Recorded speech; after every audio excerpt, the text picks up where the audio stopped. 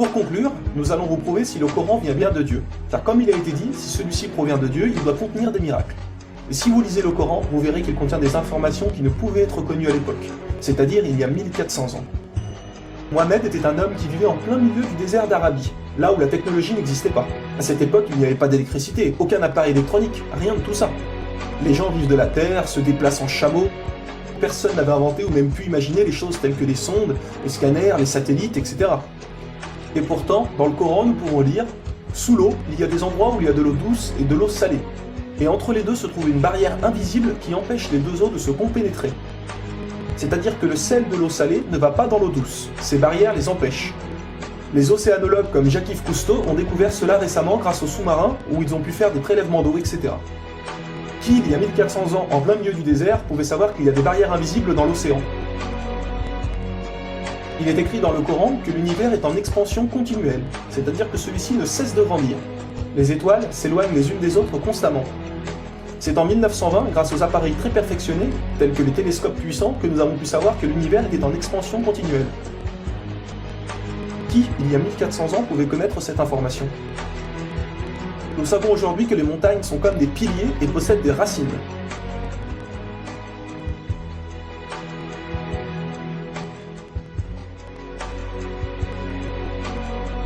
Sans les montagnes, il y aurait très fréquemment des tremblements de terre.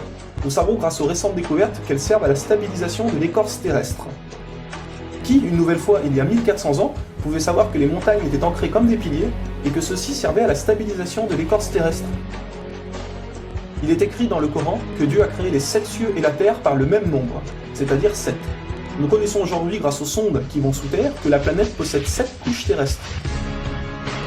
Le noyau interne solide, le noyau externe liquide, la couche D, le manteau inférieur, puis le manteau intermédiaire, le manteau supérieur et la lithosphère.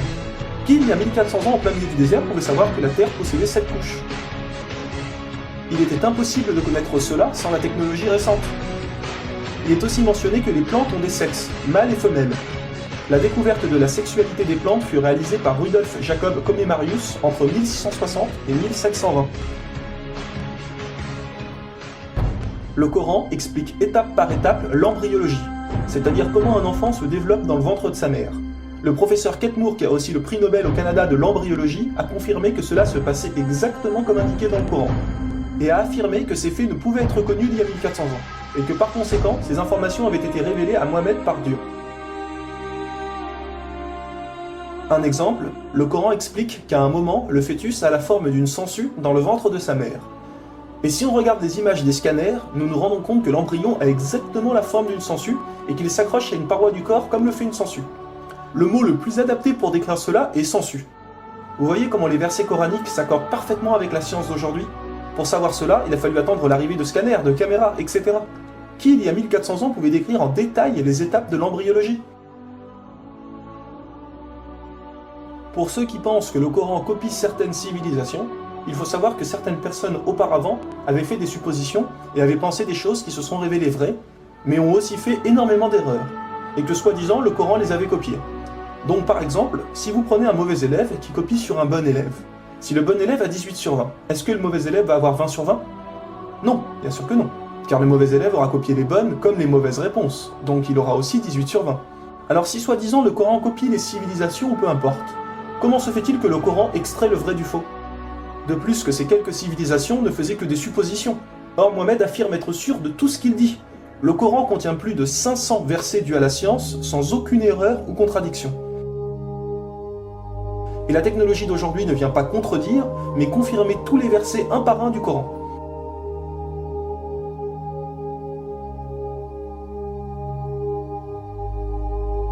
Il est écrit dans le Coran que les fourmis parlent. Nous l'avons confirmé en 2009 grâce aux appareils auditifs puissants. Un homme ne peut entendre ces bruits à l'oreille nue comme ça.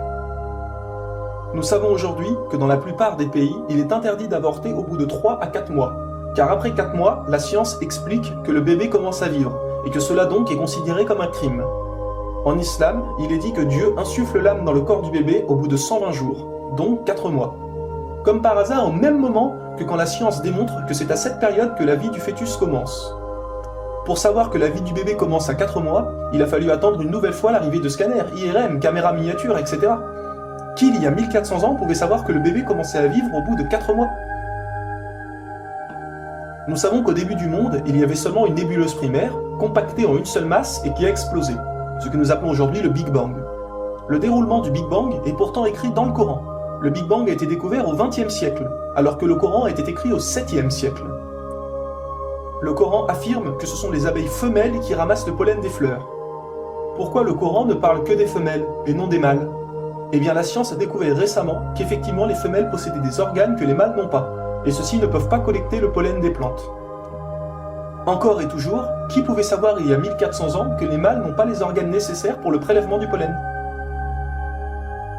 Il y a longtemps, les gens pensaient que la Terre était plate. Ce n'est qu'en 1577 que Francis Drake fait le tour de la planète et prouve que celle-ci est ronde. Le Coran, environ 1000 ans plus tôt, affirme que la Terre est ronde, mais ne s'arrête pas à ça. Pour donner un exemple, il est dit que la Terre ressemble à un œuf, mais pas n'importe quel œuf, celui d'une autruche. Et si vous regardez un œuf d'autruche, vous verrez qu'il n'est pas tout à fait rond, mais qu'il est aplati en haut et en bas. Celui-ci est de forme géosphérique. Et nous savons aujourd'hui que la Terre non plus n'est pas tout à fait ronde, mais qu'elle est aplatie au niveau des pôles. Et donc qu'elle est également de forme géosphérique. Qui, il y a 1400 ans, pouvait savoir que la planète Terre était géosphérique? Il a fallu attendre les satellites pour sortir de la Terre pour se rendre compte de cela. Soyons honnêtes, qui, il y a plus d'un millénaire, pouvait faire toutes ces affirmations, sans aucune technologie? Rendez-vous compte, à cette époque-là?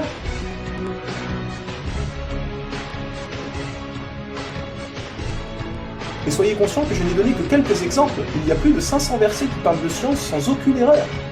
Le Coran parle d'astronomie, de biologie, de physique, de géologie, etc. Ça ne s'arrête pas là. Le Coran ne comprend pas seulement des miracles scientifiques, mais des miracles linguistiques ou numériques. Par exemple, le mot terre apparaît 13 fois dans le Coran, et le mot mer apparaît 32 fois. Additionnez 13 plus 32, cela vous donne 45. Si l'on met cela en pourcentage, 32 fois le mot mer sur 45 donne 71%. Et c'est exactement le pourcentage que la mer recouvre sur la surface de la Terre. La mer recouvre 71% de la surface de la planète. Et 13 sur 45 donne 29%. Et c'est exactement le pourcentage que représente la Terre sur la surface de la planète. Croyez-vous vraiment que cela vient du hasard? Le mot paradis apparaît 77 fois. Et devinez quoi? Le mot enfer apparaît aussi 77 fois. Le mot foi apparaît 25 fois. Le mot mécréance apparaît 25 fois. Le mot dunya, qui signifie le monde d'ici-bas, apparaît 115 fois. Akira, qui signifie le monde de l'au-delà, apparaît 115 fois. Le mot ange, 88 fois. Le mot diable, 88 fois. Les hommes, 23 fois. Les femmes, 23 fois. La vie, 145 fois. La mort, 145 fois. Bonne œuvre, 167 fois. Les péchés, 167 fois. Les 7 cieux apparaissent 7 fois. Et il y a encore plein et plein d'autres exemples.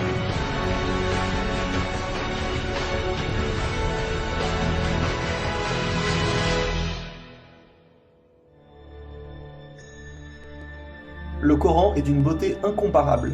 Dans la langue originale, c'est-à-dire en arabe, environ la moitié du Coran rime. Le Coran contient des palindromes. Un palindrome est un mot qui veut dire la même chose si on le dit à l'envers. Par exemple, Bob, à l'envers, vous aurez toujours Bob. Ou kayak, à l'envers, vous aurez toujours kayak. Un mot comme ça peut se trouver, mais une phrase entière, cela est quasiment impossible. Ou alors votre phrase ne voudra rien dire. Mais non, le Coran possède des phrases entières en palindrome, et ces versets ont un sens très profond. Le Coran ne possède aucune contradiction ou erreur. Je vais donner un dernier exemple avant de conclure. Vous allez vous rendre compte de l'extraordinaire précision du choix des mots. Dans un verset, Dieu dit qu'il n'a pas doté l'homme de 2 cœurs. Pourtant, un peu plus loin, Dieu parle aussi des femmes. Alors pourquoi il ne dit pas « je n'ai pas doté l'être humain de 2 cœurs » ? Pourquoi ne parle-t-il que des hommes, puisque les femmes sont mentionnées après ? Quand nous lisons tout le passage, nous nous rendons compte que Dieu ne parle pas au sens littéral, mais au sens figuré. Il explique que l'homme ne peut pas être croyant ou non-croyant, c'est l'un ou l'autre, les deux ne peuvent pas coexister. Ou on a la foi, ou on l'a pas. Mais si nous prenons ce verset au sens littéral, est-ce vrai? Oui, bien sûr, l'homme ne possède qu'un seul cœur. Mais pour les femmes, elles peuvent être enceintes, n'est-ce pas? Et quand elles sont enceintes, combien de cœurs possèdent-elles? Vous vous rendez compte de ça?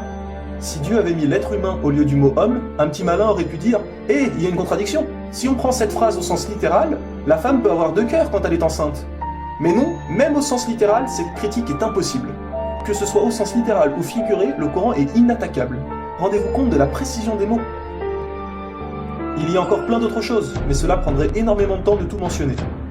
Si cela vous intéresse, il existe de nombreuses conférences réalisées par des savants qui ont été filmées et qu'on peut trouver sur internet, telles que la parole divine de Nouman Ali Khan. Vous avez bien la preuve que le Coran ne peut que venir de Dieu et non d'un être humain. Comment se fait-il que la technologie d'aujourd'hui, la plus développée qui soit, ne puisse créer un seul animal ou plante? Ce que Dieu a créé, nous sommes incapables de le réaliser. Tout ce que nous construisons ne sont rien en réalité face à la nature. Dieu dit dans le Coran, pour ceux qui recherchent des preuves, regardez autour de vous, regardez la nature, l'être humain, l'eau, le soleil. Il y a là des preuves pour ceux qui réfléchissent.